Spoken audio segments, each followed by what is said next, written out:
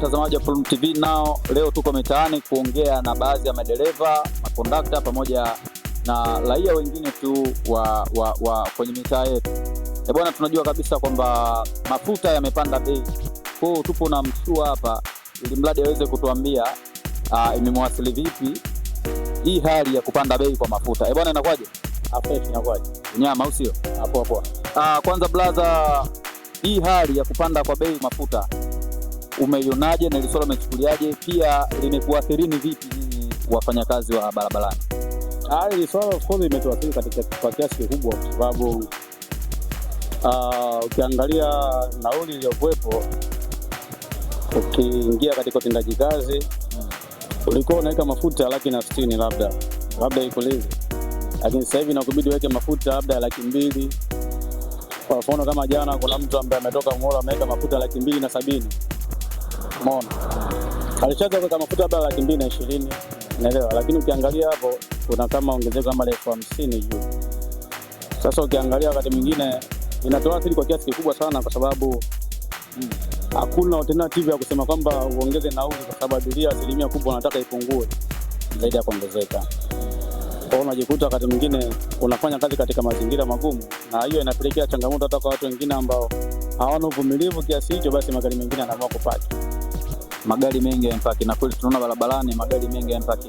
Na vipi kuhusiana na serikali, wametamka kitu gani toka mafuta kupanda kuhusiana na nyinyi watendaji wa kazi, wasafirishaji, yaani kuhusu kupandisha nyinyi bei ya mafuta? Sasa serikali kwa taarifa nilizozipata, sijajua kama ni official, lakini nisikia kwamba watatoa tamko mwezi tarehe 8 ili kama hicho, sijajua kama ni kweli. Lakini pia licha hivyo, lakini bado pia hata wale ambao ni abiria, ukiwaambia swala kwamba la mabadiliko ya nauli, ukiwagusia tu kama katikali kama ya utani, umeona? Kwa mfano kama anapanda abiria anaambia kwamba hata nauli kama nalalamika ikija nauli mpya inakuaje? Baada abiria anabaki na kigumizi kwamba sasa itakuaje wapo kama nauli ikipanda. Umeona? Kwa sababu yeye swala la mafuta kwake inakuwa si changamoto sana, kwa sababu yeye apply part hiyo ya masuala ya mafuta. Yeye anajua kwamba akipanda kwenye gari imeondoka.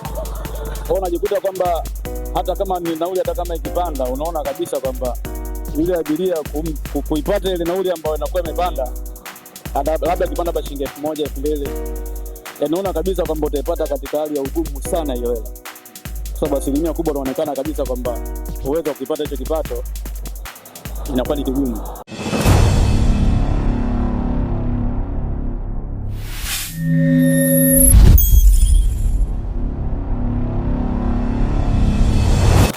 Bwana watazamaji wa Plum TV, na leo tupo kwenye kipindi cha The Street, na The Street bwana, tupo kwenye mbundi wa bodaboda maeneo ya Kaunda. Tuko hapa tunapiga story na wana kwa kile kinachoendelea kuhusiana na mafuta kupanda bei.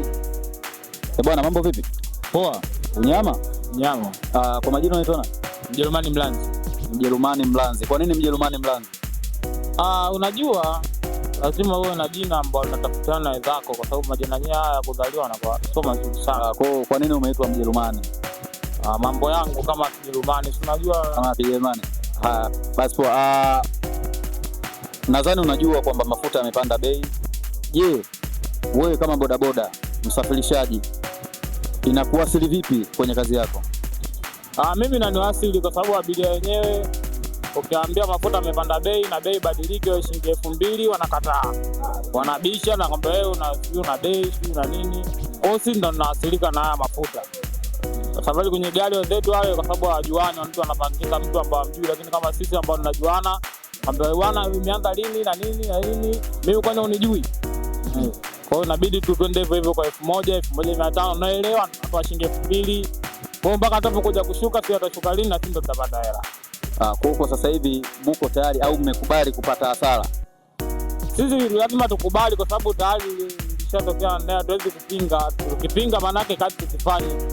Kwanza kufanya kazi tutakula nini? Tukipata hela kula tu inatosha. Ombi lenu lipi au nataka kupanda namna hii, kwa sababu mwenyewe sijafuatilia, sijajua wamelenga nini kutupandisha mafuta namna hii.